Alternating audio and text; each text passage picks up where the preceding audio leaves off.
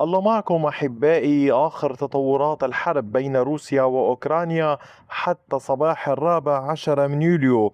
الجيش الروسي يواصل التقدم في جبهات دوبروبيليا وفي اتجاهات مختلفة من خاركيف وغيرها من المناطق، فيما القوات الأوكرانية تمكنت من الحصول على بعض المواقع في اتجاهات في كراماتورسك. عمليات متبادلة في تلك الجبهة، حيث بات الجيش الروسي أقرب إلى المدينة. ستعلمون كافة التفاصيل في هذا الفيديو، فتأكدوا من مشاهدته للنهاية. وطبعا أتمنى مشاركة الفيديوهات ليستفيد الأصدقاء. هذه المعلومات هامة جدا وتفيد الجميع. نبدأ من جبهة كراماتورسك، حيث الوحدات الروسية واصلت تقدمها باتجاه بيرشوماريفكا. هذا التقدم الروسي دقيق وليس بالسهل. فما الذي يحصل؟ بالأمس اخترق الجيش الروسي وسيطر على هذه المنطقة. هذا التقدم لم يكن سهلا وسط وجود الوحدات الأوكرانية في المنطقة المحيطة على التلال وفي المنطقة المحيطة هنا في هذه المواقع الدفاعية.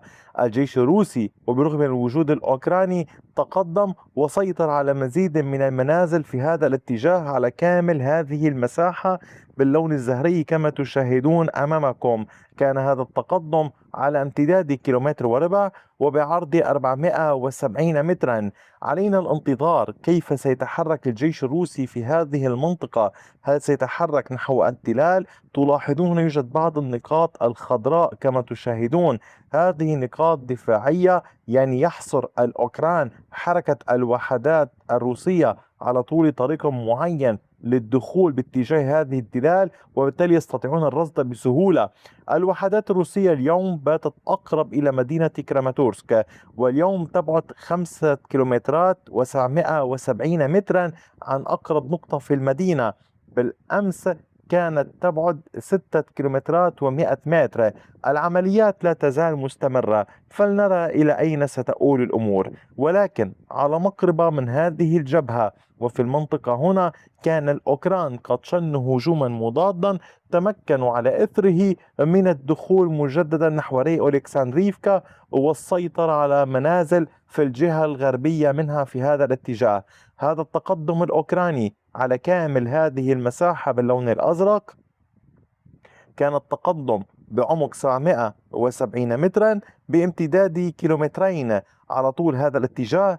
الوحدات الأوكرانية سيطرت على مجموعة من المنازل والمواقع في هذه المنطقة هنا كما تلاحظون مع المساحات المحيطة بها. حاليا يخوض الجيش الروسي معركة مع الوحدات الأوكرانية في محاولة لشن هجمات مضادة لإخراجها من هذه البلدة.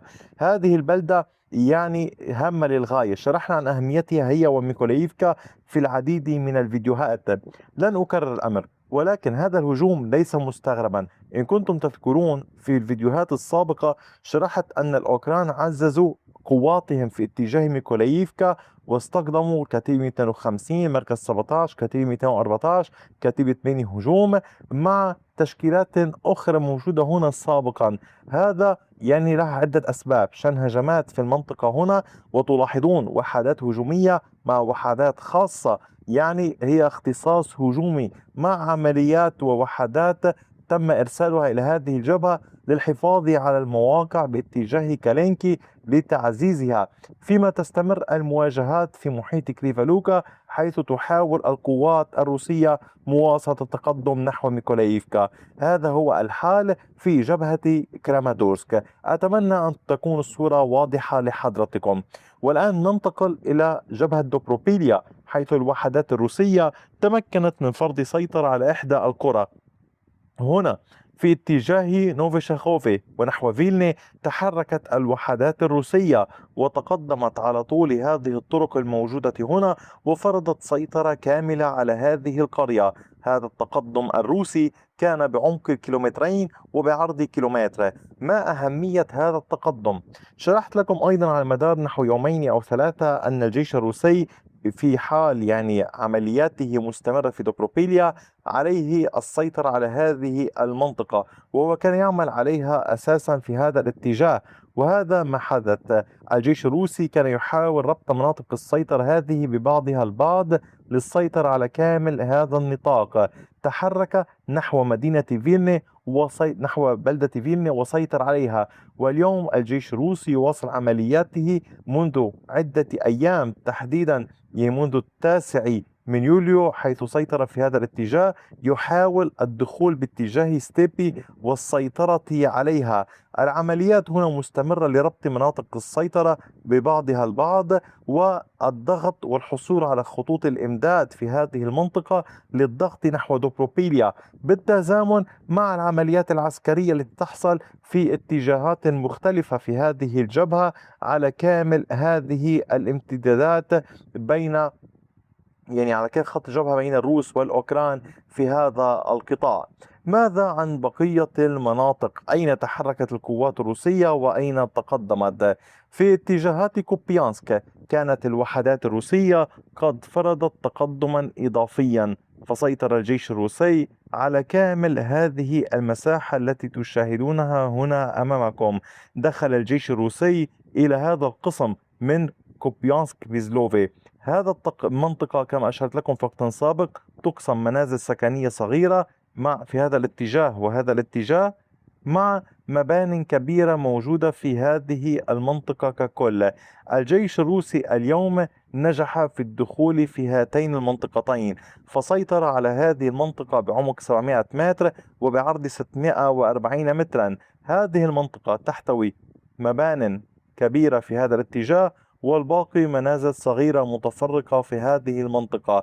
الجيش الروسي اليوم يحاول توسيع سيطرته في هذا القطاع والضغط على نطاق أوسع وأكبر في هذه المنطقة لإتمام السيطرة على بلدة كوبيانسك بيزدوفي. ماذا عن كوزاتشالوبان؟ هنا الوحدات الروسية وعلى طول الطريق المؤدي إلى مدينة خاركيف تتحرك في بلدة كوزاتشالوبان، هذه هي الموجودة هنا. هذا التقدم الروسي مستمر، والوحدات الروسية تثبت نقاط سيطرة يوما بعد يوم. كما تلاحظون هذا التقدم لم يتوقف. اليوم مع ساعات الصباح فرض الروس سيطرتهم على عشرات المنازل في هذا الاتجاه، تقدم بعمق 570 مترا بعرض 600 متر. العمليات لا تزال مستمرة. كما تلاحظون هذه البلدة مقسمة إلى قسمين، شرقي وغربي، يفصل بينهما الطريق الرئيسي المؤدي إلى مدينة خاركيف. الجيش الروسي عمل على استكمال السيطرة في هذه المنطقة ويعمل على السيطرة على هذا الجزء ليسيطر على كامل الجزء الشرقي، فيما تستمر العمليات في الجزء الغربي.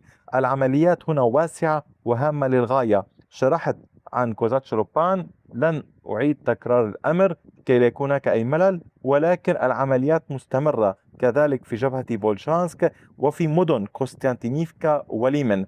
فيما يتعلق بعمليات الدعم لأوكرانيا، كثيرون كانوا قد سألوا حول ما هو الدعم الذي ستحصل عليه أوكرانيا من الدول التي اجتمعت وقررت دعمها. طبعا كان المفترض أن يكون هناك عمليات دعم لأوكرانيا، حصولها على رادارات وأنظمة توجيه لمنظومات الدفاع الجوي SIMPT الفرنسية الإيطالية الصنع، قنابل موجهة من طراز ASM هامر، ولتصنيع صواريخ كروز من طراز سكالب الفرنسية. ولكن هي خطط بعيدة المدى، بعد نحو سنتين أو أكثر حتى العام 2030 حتى يتم إتمامها. ولكن يبقى علينا أن نراقب كيف ستكون الأمور حتى ذاك الحين، أو إن كانت ستحصل قبل كل هذا. هذا كان كل شيء حتى الساعة. أي جديد سأوفيكم به لاحقا. شكرا لكم دوما على كامل وقتكم الثمين، وإلى اللقاء بفيديو آخر.